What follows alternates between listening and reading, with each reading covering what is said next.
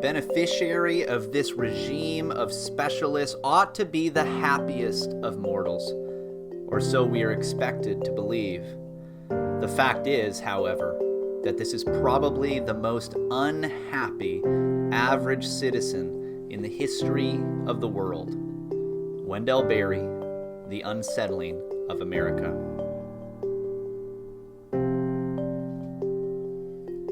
You do you.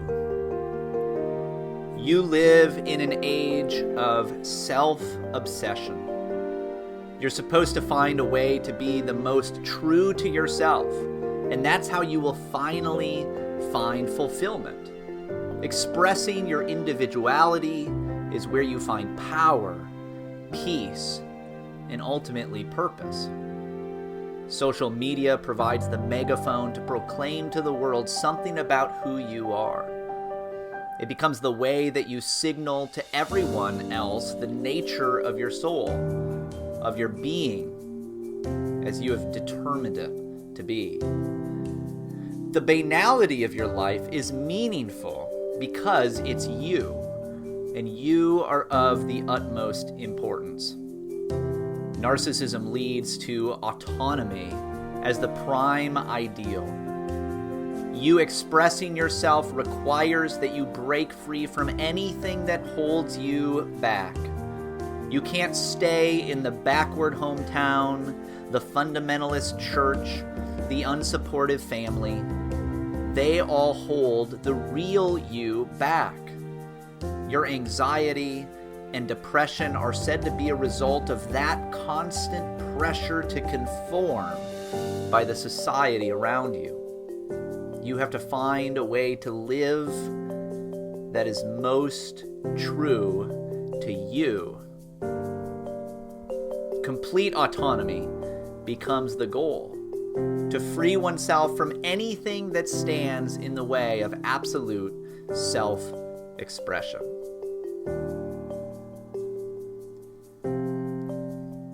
Whom thunder hath made greater, here at least we shall be free.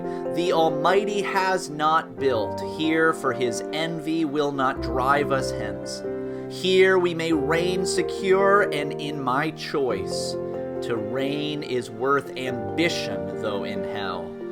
Better to reign in hell than serve in heaven. And so we have fled the backward country to the great freedom that we might find in the city of man. We have fled community for autonomy, that we might finally reach our great purpose and make our own meaning. Do you feel free? Modern autonomy is a virtual reality, and you are a slave. Madness is fitting. Anxiety and disillusionment is a reasonable response to your predicament. The modern mythos flowing from the Enlightenment is one of escape. Modern man has escaped the slavery of earlier times, freeing our minds from the bonds of the Dark Age, from Dark Age religion, freeing our desires from the oppression of antiquated moral sentiment. We have escaped the slavery of the past and have readied ourselves for a glorious future. What we have really done is tried to remove all structure and form that has been handed down to us from our ancestors, assuming that they must have been wrong. The walls that they built, we tear down. Why would we need them? The landmarks they set up, we remove because what role do they play? Now they just get in the way of quote-unquote progress. Most of this has been made possible by technology. Maybe there were times that people by necessity lived in a family structure, protected sexuality within vows and ceremony, or spent time raising and preparing their own food. That was then, and this is now. We've been liberated from domesticity and labor. To quote Carl Trueman, we all live in a world in which it is increasingly easy to imagine that reality is something that we can manipulate according to our own wills and desires, and not something that we necessarily need to conform ourselves to or passively accept. Removing the cultural forms of the past handed down to us has required that you must now make your own. You express yourself into the void and expect form to come. You speak, "Let there be sexual license without consequence," and you say it is so. In some sense, the individual becomes the cultural form all its own. You can decide for yourself what gender you are, what purpose you have in life, how you are going to leave your mark on the world. You now have, quote-unquote, freedom to choose what it is you want to be. We don't live in the pre-industrial age where you would likely have to simply live the same life that your parents and generations before you lived. You get to go to college to learn how to be a specialist in one particular industry. You get to be what you want to be: a teacher, a doctor, a coder, a marine biologist, or anything. You choose the specialization that most suits your ideal of purpose and fulfillment. You likely took a test in high school to help you determine what specialization is best for you. The benefit for you of this system is that you don't have to worry about anything except your own field, your own discipline. Let the doctors worry about your health care. Let the farmers worry about the food supply. Let the experts take charge of your children. You can now be free from it all. You can curate your life to reflect that deep calling from your soul, or so you are told. This specialization has become nearly synonymous with one's freedom of personal choice. But it doesn't make you feel free. Does it make you happy? We're more depressed than ever. We're told that we have more freedom but feel less free. Instead, we feel anxious. We're not actually in control of our own lives, or we are in control of so little of them that it hardly matters. As Wendell Berry says, it is rarely considered that this average citizen is anxious because he ought to be, because he still has some gumption that he has not yet given up in deference to the experts. He ought to be anxious because he is helpless. What happens when you don't end up feeling fulfilled in the specialized field you choose? This autonomous choice that you make ends up constraining you, not freeing you. The options are crushing as you try to decide as a young, autonomous person what you should be for the rest of your life. Maybe you choose something, you go to college, but you switch fields 3 times and you accumulate a great burden of debt, something no one warned you would create so much difficulty in your life. Or maybe you train for a specialized field, something that you even like the idea of, but you get out of college and you end up not using your degree at all. Even if you don't end up in college, you still try to do what makes you happy. You make all your own choices, but then feel trapped in a world that seems completely foreign from the one you imagined and planned for.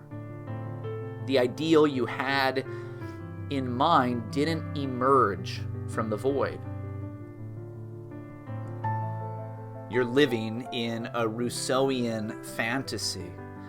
The modern West has tried to go as far as possible to remove all of the circumstances of one's life so that you might decide who you really will be, what you are, why you are. You are the product of hundreds of years of revolutionary action to remove those obstacles in the way of self. the morals of a bygone era, the religious limitations of old school Christianity, the physical limitations of sex or disease, the geographical limitations of place, and much more are being overcome by our technology. Now nothing stands in the way of you being you, and all you have to do is believe in yourself, just as you have been being told your whole life.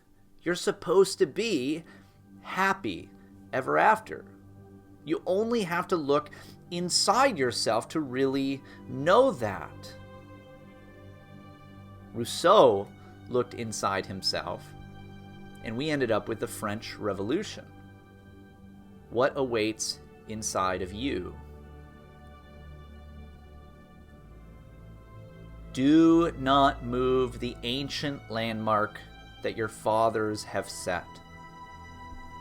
Proverbs 22:28. I think you probably feel the crushing weight of upholding reality, although you might not know to call it that.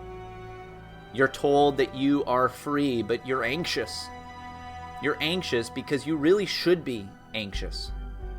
How can you be the all in all who will define the very form of life which you will inhabit?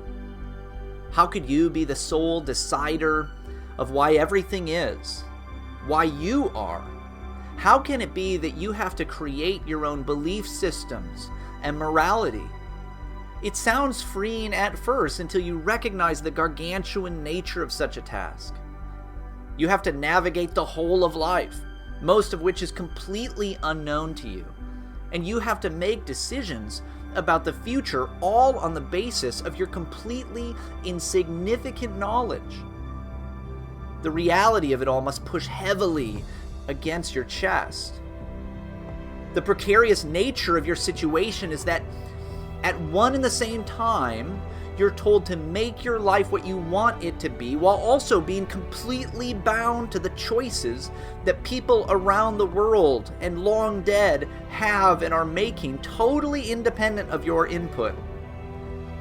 You make your own choices, but they either don't lead to the outcome you thought they would, or you learn that they are not as free as you thought they were, but have been constrained by some other outside circumstance that you couldn't control. As you try to make reality what you wish it to be, you obviously fail over and over.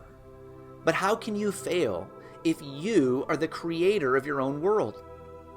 If you are an autonomous individual, then there shouldn't be such a thing as failure. You're always being yourself. And if that is the standard for morals, success, happiness, then there is no failure. But there is, isn't there? You know there is. You fail all the time. You hurt others and yourself. You come up against things that you don't understand. You find that even when you want something to be right, you feel guilty about it. If you can decide the what, why, and how of life, then why are you depressed or suicidal? Why are you anxious or disillusioned? Because you can't. You can't do you all the time. You're not an autonomous individual. Madness is the understandable reaction to such a position. Your mental health crisis is possibly in large part due to a true, even subconscious understanding that reality is completely different than what you've been sold. If God is dead, if there is no God, then you have to rise and become a God. You have to uphold creation to maintain order. But you aren't God. Even though you are a narcissist, and there's part of you that thinks that you are, there's still some of you that recognizes that you shouldn't be. That you want the world to revolve around you, but it doesn't. You can't uphold being within yourself. The madman jumped into their midst and pierced them with his eyes. "Whither is God?" he cried. "I will tell you. We've killed him, you and I. All of us are his murderers. But how did we do this? How could we drink up the sea? Who gave us the sponge to wipe away the entire horizon? What were we doing when we unchained this earth from its sun? Whither is it moving now? Whither are we moving? Away from all suns? Are we not plunging continually? Beyond all this is the fact that you're actually less free than many throughout history have been. The fact that you have been put into such a specialized system means that you're completely dependent upon everyone else in the system to do anything. The structures that limit choices have not as much been removed as been given to someone else. You're not an autonomous individual, more an automaton, a machine doing what it's been engineered to do within the virtual reality. You've been given the illusion of freedom in order to keep you propping up various systems of lies so as not to expose other people to truth. All of these promises of being yourself, finding the truth inside of yourself, making the world what you want it to be, all of it is designed to keep you from the truth that will actually set you free. The people will eat what the corporations decide for them to eat. They will be detached and remote from the sources of their life, joined to them only by corporate tolerance. They will have become consumers purely, consumptive machines, which is to say, the slave of producers. Wendell Berry.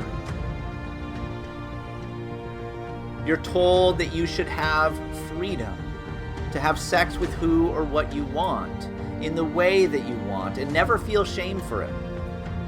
But this isn't freedom. Various careful forms like marriage were created in order to protect true sexual freedom. Apart from that, sex becomes purely a matter of instinct. You become like an animal.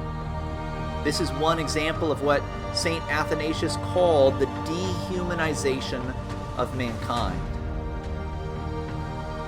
No, freedom does not come from autonomy and the removal of all forms and all constraints. Freedom comes from structure, from morality, and from the one who has formed everything. Children don't feel free to play on the edge of a cliff unless there's a fence surrounding them. This is hard to come to grips with, to see the chains on your hands and feet. And it hurts, especially for a narcissist. Constantly seeking self-affirmation, the narcissist views everything as an extension of his will, and therefore has only a tenuous grasp on the world of objects as something independent. He is prone to magical thinking and delusions of omnipotence. Matthew Crawford, shop class as soulcraft. Your anxiety and madness may just be a result of two opposable things coming into contact. It might just be your self-focused virtual reality, one shared by almost everyone around you, coming into contact with what is real. It is uncomfortable because it is a kind of glitch within the simulation. It doesn't all match up with what you believed and what you were told to believe. But if there's a reality outside of you, it means you are not in control. It means that you're not God. It means that you will have to conform yourself to something else, someone else, not have everything else conform to you and your desires. It means that there's a way things are supposed to be, and it doesn't matter if you want them to be different. You may want to fight this. You may want to deny it. There's part of all of us that wants to be God, to determine the who, what, and why of our own existence. But this is a boundary that you must not try to transgress. We've seen in history time and again what happens when we try to transgress this boundary, when someone tries to kill God. As C.S. Lewis puts it, stepping outside the Tao, they have stepped into the void. When one breaks through the structure and form that is inherent in the world, it's not as though they just decide to stop. There's no brakes on this vehicle, nor a conscience. Those that feel free to ignore their conscience will not simply develop a new one when the stakes are higher. If someone can dishonor their own parents, they won't suddenly care about yours in the nursing home.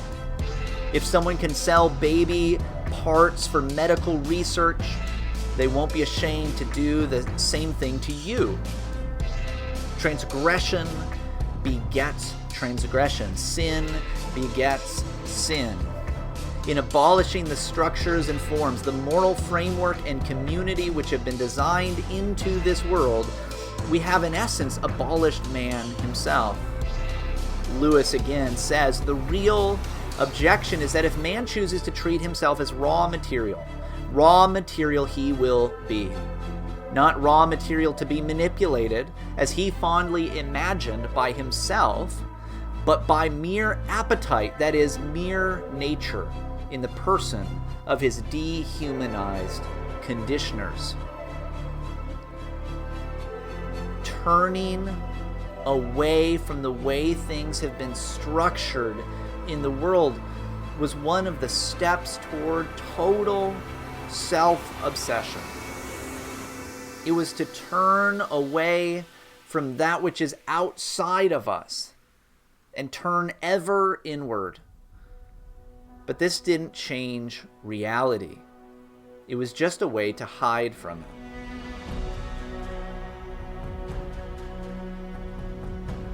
Running from the way things actually are is not going to give you more freedom. To deny gravity and jump from a tall building ends by simply proving it. Living in a way that denies the structures implicit in creation and inside of you is not actually going to free you from them. This is something that you need eyes to see. There is something outside of you, and you need to conform yourself to it if you want to live. There is someone outside of you, and you have to conform yourself to him if you want to live. You must get out of your own head and then look beyond yourself. This, however, is still just the beginning. There are many things outside of you that are trying to distract you, trying to deceive you, and trying to stop you from waking up. But these too are a virtual reality. And that's where we have to turn next.